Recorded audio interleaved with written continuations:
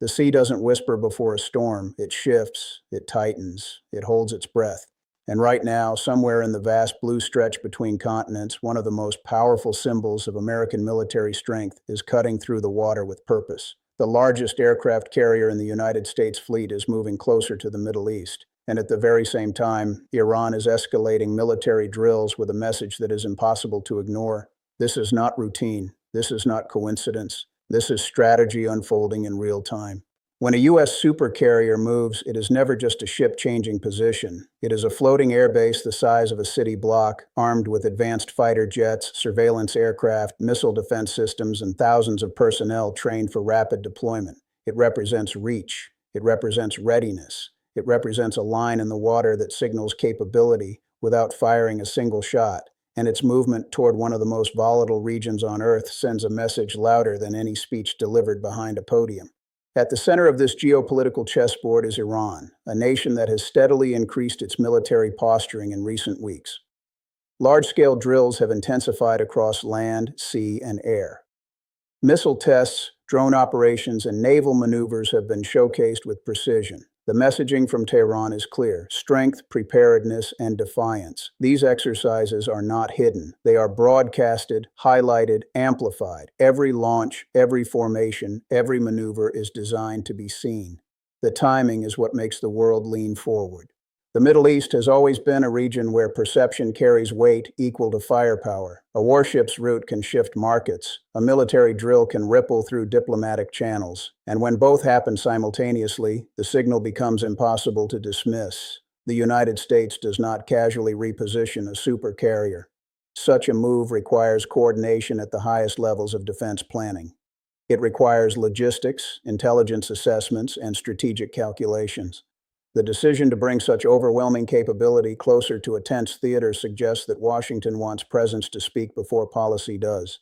Iran's drills, meanwhile, appear carefully calibrated. Officials have framed them as defensive, routine, and necessary for national security, but the scale and intensity tell a deeper story. In recent years, Iran has invested heavily in missile technology and drone warfare. Its arsenal is built not only for traditional confrontation but also for asymmetric strategies designed to complicate the calculations of larger powers. The drills highlight that evolution. Long-range missile systems are tested with dramatic visuals. Fast attack boats maneuver aggressively. Air defense systems simulate intercept scenarios. It is theater, but it is also preparation.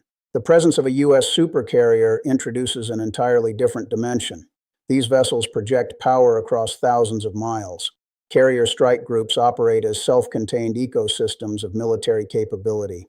Destroyers, cruisers, submarines, and supply ships form a layered shield around the carrier, creating a mobile fortress that can launch air operations at a moment's notice. When such a formation approaches a region, already brimming with tension, it alters every strategic calculation on the board.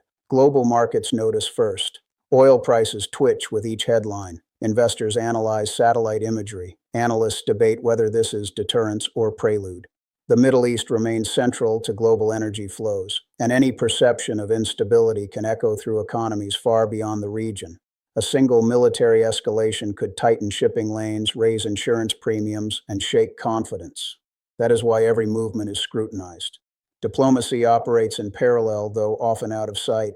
Back-channel communications, intelligence briefings, and quiet reassurances move just as swiftly as ships and aircraft. The goal in moments like this is often to prevent miscalculation. History has shown how quickly regional tensions can spiral when signals are misread. The U.S. wants to demonstrate readiness without triggering confrontation. Iran wants to project resilience without appearing vulnerable. Each side walks a razor-thin line between strength and escalation. The psychology behind these maneuvers is as critical as the hardware involved. A supercarrier is not deployed simply to fight. It is deployed to shape behavior. It reassures allies, warns adversaries, and reinforces alliances. Countries in the Gulf watch closely, weighing their own security strategies. Regional partners calculate what this means for defense cooperation, intelligence sharing, and deterrence frameworks. Meanwhile, Iran gauges domestic perception. Military drills can unify public sentiment and project national pride, particularly when framed as standing firm against external pressure. Yet beneath the surface of these power displays lies a deeper strategic contest. It is a contest over influence, deterrence credibility, and the future balance of power in a region that has seen decades of conflict and intervention. The United States maintains a long-standing military footprint across the Middle East. Iran, meanwhile, has cultivated networks of regional partnerships and proxy relationships that expand its influence beyond its borders. The interplay between these approaches shapes nearly every strategic decision made in Washington and Tehran. The carrier's approach sends multiple messages at once. To allies, it signals commitment. To adversaries, it signals capability. To the global audience, it signals vigilance. But it also carries risk. Concentrating significant military assets in proximity to tense waters increases the stakes of any misunderstanding. A miscalculated maneuver, a misinterpreted radar lock, a stray missile test. In such an environment, small incidents can grow rapidly. Iran's intensified drills appear designed to reinforce deterrence from its own perspective. By demonstrating missile range, naval agility, and air defense readiness, Tehran underscores that it can impose costs in the event of conflict. This dual display of power, American carrier presence and Iranian military drills, creates a mirror effect. Each action reflects the other. Each escalation of posture answers the previous one. Observers debate what this moment represents. Is it a preemptive show of force aimed at discouraging escalation elsewhere? Is it a strategic message tied to broader geopolitical negotiations? Or is it simply the predictable choreography of two powers navigating a region where tension is constant? The truth may lie somewhere in between. What cannot be ignored is the symbolism. An aircraft carrier is more than steel and aircraft. It is a statement of global reach. Iran's missile drills are more than exercises. They are a declaration of sovereign defense. When these symbols converge geographically and temporally, they create a narrative that captures global attention. The atmosphere in the region feels charged, though not yet combustible. Military analysts emphasize that shows of force can sometimes stabilize a situation by clarifying red lines. Clear deterrence, in theory, reduces the likelihood of miscalculation. But deterrence depends on mutual understanding, and understanding is fragile when mistrust runs deep. All eyes remain on the waters and skies of the Middle East. Satellite images, naval trackers, official statements. Each update becomes a data point in a rapidly evolving picture. The coming days will reveal whether this is a brief alignment of postures or the beginning of a longer strategic standoff. For now, the message is unmistakable. Power is on display and neither side is blinking. This is the opening act of a high-stakes geopolitical drama, one where presence carries as much weight as action. The sea is no longer quiet. It is tense. It is aware. And somewhere in its vast expanse, a supercarrier advances while missile drills echo across desert skies. The world watches, knowing that in moments like this, history can shift with a single decision. The tension does not explode all at once. It expands slowly, like a pressure system building invisibly over warm water. The arrival of a U.S. supercarrier in proximity to the Middle East is not merely a deployment, it is a signal layered with intention. And as Iran accelerates its military drills, the atmosphere thickens with calculation. Every radar sweep, every jet scramble, every naval maneuver becomes part of a silent dialogue conducted without direct conversation. The Carrier Strike Group represents the sharpest edge of American naval doctrine. At the heart of that formation is one of the most formidable warships ever constructed, the pride of the fleet. A vessel such as the USS Gerald R does not simply sail, it projects influence across continents. It can launch air operations day and night, sustain combat sorties for extended periods, and operate as a floating command center capable of coordinating complex joint missions. Its flight deck is a runway without borders. Its radar systems scan horizons beyond what the human eye could ever reach. When it approaches a region under tension, it changes the psychological landscape instantly. But power projection works both ways. In Tehran, leaders are equally aware of symbolism. Military drills intensify not just as exercises, but as messages encoded in motion. Units of the Islamic Revolutionary Guard Corps conduct naval swarms designed to test rapid response tactics. Missile brigades rehearse launch sequences under the scrutiny of cameras meant for domestic and international audiences. Fighter jets roar across controlled airspace in coordinated formations that emphasize readiness. These are rehearsals, yes, but they are also declarations. The choreography between these two forces is not accidental. The United States has maintained a naval presence in the region for decades, often citing stability, freedom of navigation, and alliance commitments. Iran, meanwhile, frames its drills as defensive measures against external pressure. Both narratives serve strategic goals. The carrier's proximity underscores American capability. The drills underscore Iranian resilience. Yet beneath the surface lies a more intricate calculation. Military planners on both sides understand the mathematics of escalation. A carrier strike group carries not just aircraft but layered defense systems, guided missile destroyers, cruisers equipped with advanced interception capabilities, submarines operating in silence beneath the waves. Together, they form a defensive and offensive web capable of responding to a wide range of threats. Iran's strategy, conversely, emphasizes asymmetry: fast attack craft, coastal missile batteries, and drone fleets designed to complicate traditional naval superiority. The Strait of Hormuz remains the focal point of this equation. Roughly a fifth of the world's oil supply passes through that narrow corridor. Any disruption there would send shockwaves through global markets within hours. Insurance rates would spike, shipping lanes could reroute. Energy prices would react instantly. This is why even routine drills in nearby waters can trigger international concern. Stability in that maritime artery is not merely regional, it is global.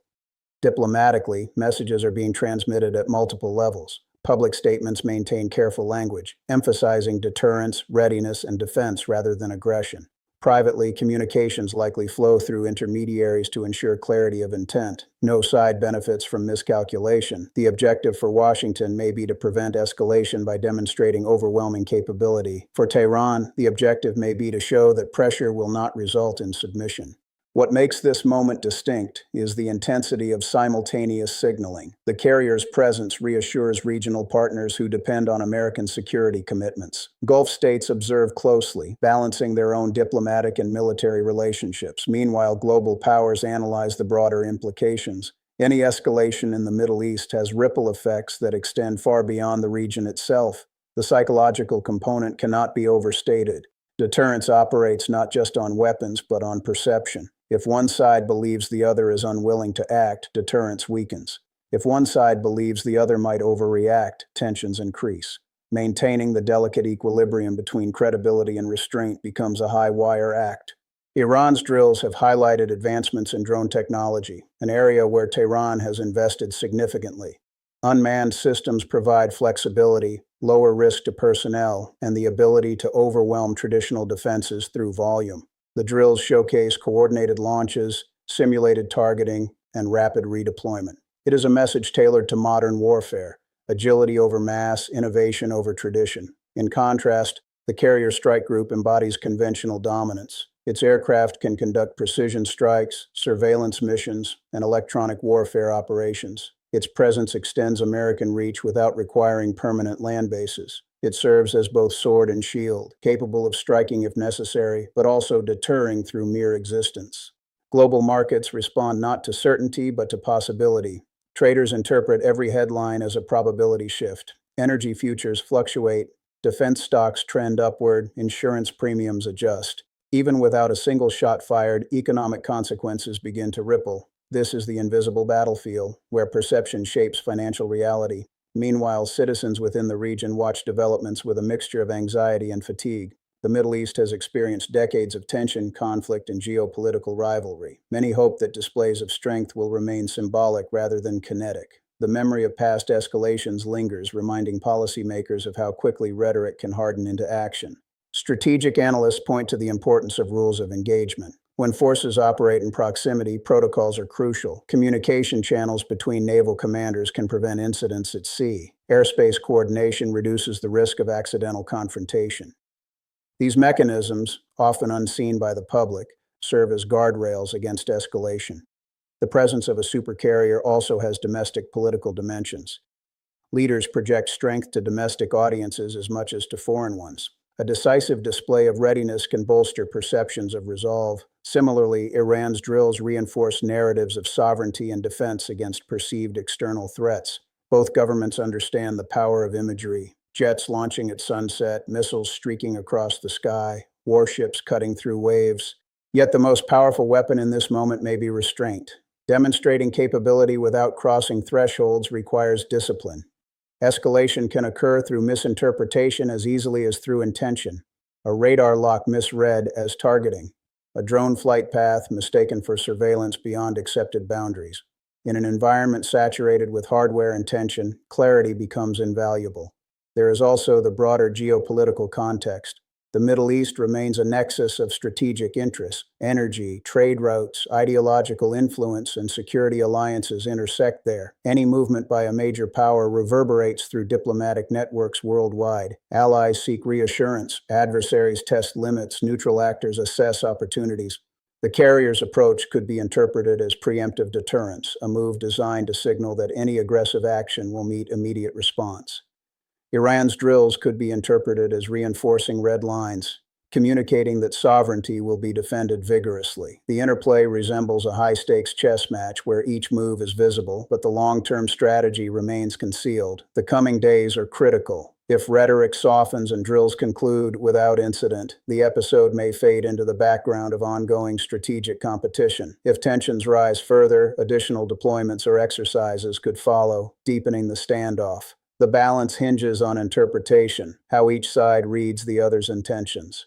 Ultimately, this moment underscores a timeless reality of international relations. Power is most effective when it prevents conflict rather than provokes it. The supercarrier's engines hum with potential energy. Iran's missile batteries stand ready but silent. Between them lies a fragile space where diplomacy, deterrence, and calculation intersect. For now, the sea carries more than ships. It carries uncertainty, strategy, and the weight of global attention. The skies above the region echo with the sound of drills and patrols, but not yet with combat. Every maneuver is measured, every statement is parsed, every signal is scrutinized. The world watches because history has taught that such alignments of force can either stabilize or destabilize depending on how they are managed. The supercarrier's shadow stretches long across the water. Iran's exercises reverberate across desert landscapes. Two powers stand poised, aware of each other, aware of the stakes, and aware that the next move could define more than just a news cycle.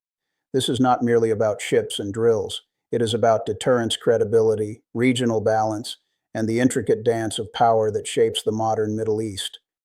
As long as both sides remain committed to signaling rather than striking, the tension may remain contained. But in a region where history moves quickly and unpredictably, vigilance is constant.